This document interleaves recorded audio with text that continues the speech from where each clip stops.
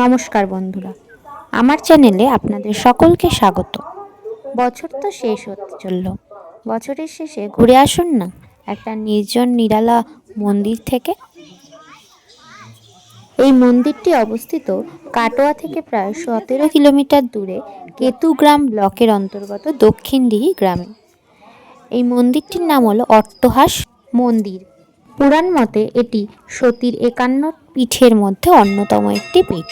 পুরাণ অনুযায়ী যখন মহাদেব সতীর মৃতদেহ নিয়ে তাণ্ডব করছিল, তখন তার সতীর ঠোঁটের ওপর অংশ অধোষ্ট এখানে পড়েছিল বলে জানা যায়। এই মন্দিরের পাশ দিয়ে বয়ে গেছে ঐশানী নদী, যা এই শীতকালে প্রায় শুষ্ক। এখানে দেবীর অধোষ্ট পড়েছিল বলে এখানে দেবী অধরেশ্বরী নামে পূজিত হন।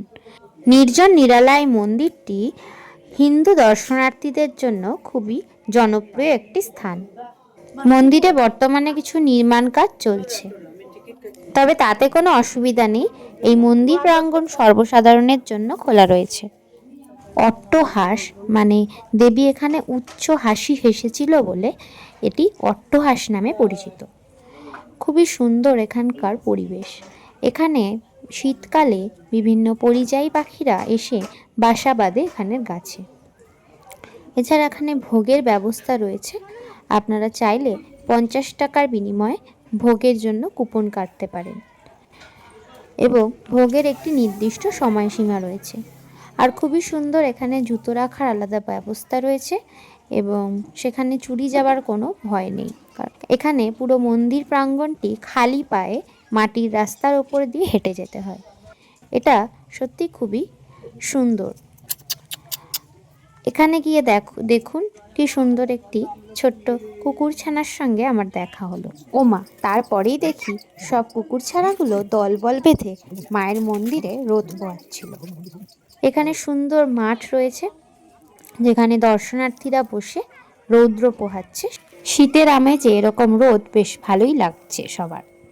এখানে সুন্দর সরু ছায়ায় চারিদিক ঘেরা। দেখলাম থাকার ব্যবস্থাও রয়েছে, অতিথি নিবাস। কিছুটা এগিয়েই একেবারে শেষ প্রান্তে কিছু ফুল গাছের চারা দেখতে পেলাম। এই শীতকালীন ফুল গাছগুলো যেন এই প্রকৃতির শোভাকে আরেকটু বাড়িয়ে তুলেছে।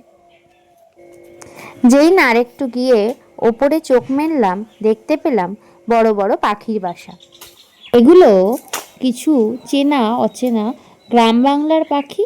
এছাড়া রয়েছে পরিযায়ী পাখি, যাদের নানা অঙ্গভঙ্গি দেখতে দেখতেই যেন অর্ধেক বেলা কেটে যায়। ভালো করে দেখলে খুঁজে পাবেন ঝাঁকে ঝাঁকে বাদুড়রা উল্টো ঝুলে রয়েছে। শহরের কোলাহল ও একঘেয়েমিকতা কাটাতে চলে আসতেই পারেন একদিন কেতুগ্রামের নিকটবর্তী এই অট্টহাস মন্দিরে। এখানে সুবন্দোবস্তের সঙ্গে ভোগ খাওয়ানোর ব্যবস্থা রয়েছে। মন্দিরের সেবার্থীরা খুব যত্নের সঙ্গে ভোগ পরিবেশন করবে। ভোগে ছিল মায়ের প্রসাদের খিচুড়ি, ছেঁচড়া, ফুলকপি আলুর তরকারি, এছাড়া ডাল, ভাত এবং সমস্ত সবজি দিয়ে একটি টক, প্লাস শেষ পাতে ছিল বোঁদে। ভরপেট খেয়ে আমরা রওনা হলাম বাড়ির উদ্দেশ্যে। এখানে কি করে আসবেন বলে রাখি। প্রথমে হাওড়া ব্যান্ডেল লোকাল ধরে ব্যান্ডেলে আসবেন।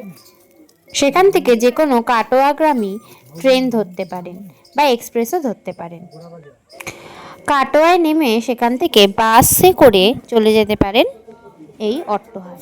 আপনারা চাইলে বাই রোড গাড়ি করেও আসতে পারেন, তাতে সুবিধাও পাবেন। আজকের ভিডিওটা এইটুখানি। আমার অট্টহাস নিয়ে এই ভিডিওটি কেমন লাগলো সেটা জানাবেন এবং ভালো থাকবেন। ভালো লাগলে চ্যানেলটা সাবস্ক্রাইব করতে ভুলবেন না। টাটা।